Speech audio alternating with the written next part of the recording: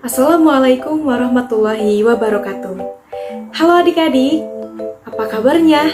Semoga adik-adik dalam keadaan baik selalu ya. Hari ini kita akan belajar mengenai ekosistem, yaitu tentang komponen-komponen ekosistem. Apakah kalian pernah mengamati lingkungan di sekitar kalian? Pasti pernah. Di lingkungan sekitar, kalian pasti pernah melihat tumbuhan, hewan, manusia, atau fenomena-fenomena seperti turunnya hujan, peristiwa hewan dimakan hewan, atau peristiwa hewan memakan tumbuhan. Bagaimana hal itu bisa terjadi? Suatu lingkungan terdiri dari bagian yang hidup dan bagian tak hidup. Bagian yang hidup dan bagian tak hidup dalam suatu lingkungan itu saling berinteraksi dan saling bergantung satu sama lain.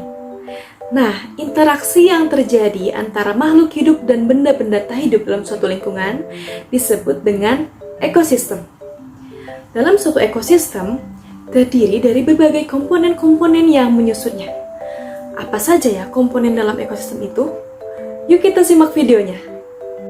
Ekosistem tersusun dari berbagai komponen.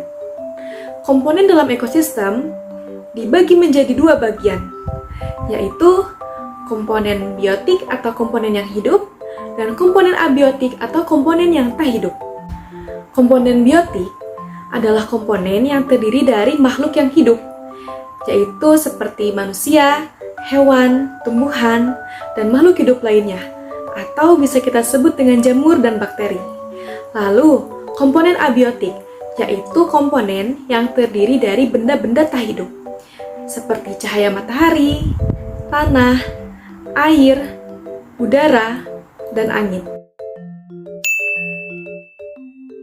Pertama, interaksi antara cahaya matahari dengan udara, air, dan tanah. Cahaya matahari yang sampai ke bumi akan menghangatkan udara, air, dan tanah sehingga mencapai suhu yang sesuai dengan kebutuhan makhluk hidup.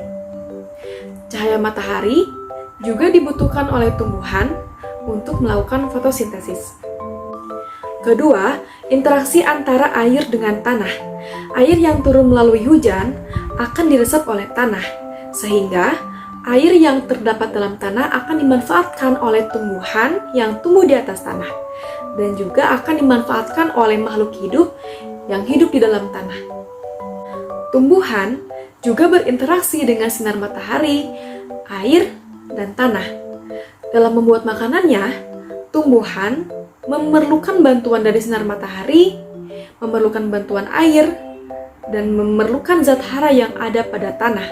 Sehingga dengan bantuan tersebut, tumbuhan dapat tumbuh dengan subur dan membuat makanannya. Tumbuhan dimanfaatkan oleh makhluk hidup lain untuk memenuhi kebutuhan hidupnya, yaitu sebagai sumber makanan bagi hewan maupun manusia. Jadi, dalam suatu lingkungan terjadi banyak interaksi, baik itu antara makhluk hidup dengan benda tak hidup, ataupun makhluk hidup dengan makhluk hidup lainnya. Sehingga kita sebagai manusia sudah seharusnya menjaga lingkungan dan tidak merusaknya. Sekian pembelajaran yang dapat saya sampaikan. Semoga ilmu yang telah disampaikan dapat bermanfaat bagi kita semua. Wassalamualaikum warahmatullahi wabarakatuh.